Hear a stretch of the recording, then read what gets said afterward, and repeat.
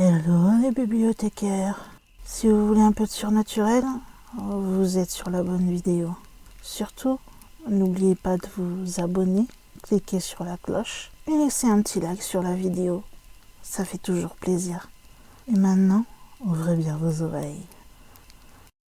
En mythologie zoulou, les abattoirs sont de minuscules humains. Ils sont capables de se cacher sous un brin d'herbe et de monter des fourmis.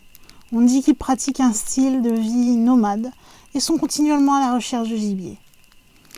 On dit que lorsque l'esprit de la nature, Vashnok, pleura, ses larmes sont tombées sur la terre, et quand ces larmes touchèrent le sol, elles formèrent le peuple des abattoirs. Les abattoirs sont des hommes extrêmement petits. Ils vont sous l'herbe et dorment dans les fourmilières. Ils voyagent dans la brume et vivent dans l'arrière-pays, dans les rochers, et ils n'ont pas de village. Ils sont entièrement nomades et tuent les gros animaux avec des flèches empoisonnées. Et quand ils ont tué un animal, ils en mangent chaque morceau, sans rien laisser derrière eux. On pourrait dire que les abattoirs sont de miniatures parfaites des tribus africaines. Et ils maintiennent une structure clanique et familiale qui est similaire à celle des tribus. Mais ils ne sont pas une race guerrière, et ils ne cherchent jamais à dominer les fourmis avec lesquelles ils partagent leur quartier. Ils vivent seulement de la recherche de nourriture, et pour se nourrir, ils recherchent aussi parmi les racines des graminées et autres plantes. En soi, les abattoirs peuvent représenter un grand danger puisqu'ils sont armés de flèches empoisonnées qui provoquent des saignements incontrôlables. C'est pourquoi un Umutwa, qui est le singulier de abattoir, peut chasser et tuer de gros animaux pour leur taille. En soi, les hommes devraient donc faire attention à la façon dont ils traitent les abattoirs qu'ils pourraient rencontrer. Il y avait un point majeur qu'on doit garder à l'esprit. C'est que les abattoirs détestent qu'on leur dise ou qu'on leur rappelle qu'ils sont petits. Toute indication qui peut amener à penser qu'un Umutwa est petit va entraîner le tir d'une flèche empoisonnée. Heureusement pour vous, au vu de votre taille, la flèche ne sera pas mortelle. Alors comme je vous l'ai dit, normalement ils sont nomades et dorment dans des fourmilières.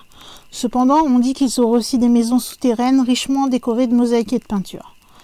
Ils sont constamment à la recherche de proies qu'ils vont dévorer entièrement, mais en période de disette, ils ne vont pas hésiter à manger des graines. Quand on rencontre un abattoir, généralement la première question qu'il vous posera, c'est de savoir où vous l'avez vu en premier. Pour cette raison, si vous en croisez un, ne dites pas simplement « je t'ai vu ». C'est la plus mauvaise chose à faire. Il faut lui répondre en lui disant que vous l'avez vu depuis le sommet d'une montagne ou d'un lieu lointain, car ils sont extrêmement sensibles lorsque l'on évoque la petitesse de leur taille. Si on leur répond tout simplement qu'on vient juste de les remarquer et qu'on a failli marcher dessus, ils vont vous tirer dessus aussi. Et comme je vous disais, heureusement pour vous, c'est que le poison n'agira pas sur vous car vous êtes trop grand et qu'il est fait pour tuer de gros gibiers pour eux au vu de leur taille qui correspond pour nous à du petit gibier. Cependant, vous en serez quand même quitte pour un gros bouton. Une telle salutation ne fonctionne cependant que si l'Umutwa est vu ou détecté d'une manière ou d'une autre. Car la véritable horreur des abattoirs vient du fait même que leur taille les rend presque invisibles dans la plupart des circonstances. Sachez que marcher sur un abattoir par accident est considéré justiciable de la peine de mort. Cette inquiétude peut empêcher de dormir et de se reposer, car le seul réconfort, c'est d'éviter complètement le territoire des abattoirs, pour être sûr de ne pas marcher dessus. Dans la mythologie sud-africaine, on dit qu'ils sont de nature timide, qu'ils ne peuvent être vus que par les très jeunes, les magiciens et par les femmes enceintes.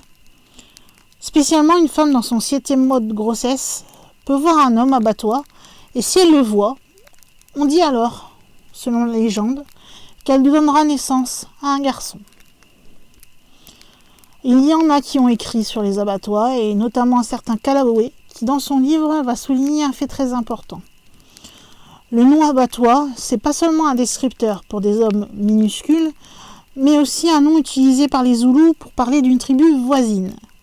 Cette tribu voisine de Bushmen a une taille moyenne de seulement 4 pieds, comparée à la moyenne de la tribu de Zoulous qui elle est plus de 6 pieds. Calloway a donc estimé que les contes zoulous qui parlent de minuscules abattoirs, c'était probablement des histoires qui étaient formées à partir de rencontres avec ces fameux petits voisins.